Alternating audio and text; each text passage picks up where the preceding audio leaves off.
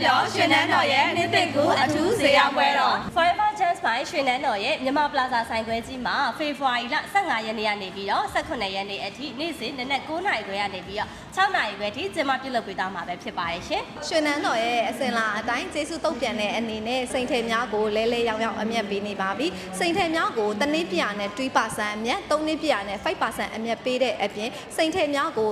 25% discount ရွှေထည်အရောတွက်မှာတော့10 to 20% 80k white coat ထည်များကိုလည်း10% discount ပေးသွားမှာဖြစ်ပါတယ်ရှင်။လာရောက်ဝယ်ယူအားပေးကြတဲ့မိဟောင်းမိသည့် customer များအတွက်နှစ်သိကူအမောင်းလက်ဆောင်အပြင် quality ကောင်းတဲ့ခြုံပေါ်ရီလည်းထက်စီမြစ်တာလက်ဆောင်ပေးရသွားမှာဖြစ်ပါတယ်။ဝယ်ယူသူတိုင်းအတွက်အကျိုးခံစားခွင့်ရမယ် special loyalty point အထူးစီစဉ်တွေလည်းရှိပါတယ်ရှင်။ဖေဖော်ဝါရီလ18ရက်နေ့မှာဆိုလို့ရှိရင်เนาะမြန်မာပလာဇာ promotion area မှာနှစ်သက်ကူအထူးစီစဉ်တစ်ခုပြုလုပ်ပေးထားပါတယ်အဲ့ဒါကတော့ပထမဦးဆုံးလာရောက်ဝယ်ယူတဲ့ customer အယောက်20နဲ့ပေါ့เนาะဖေဖော်ဝါရီလမွေးနေ့ရှင်တွေအတွက်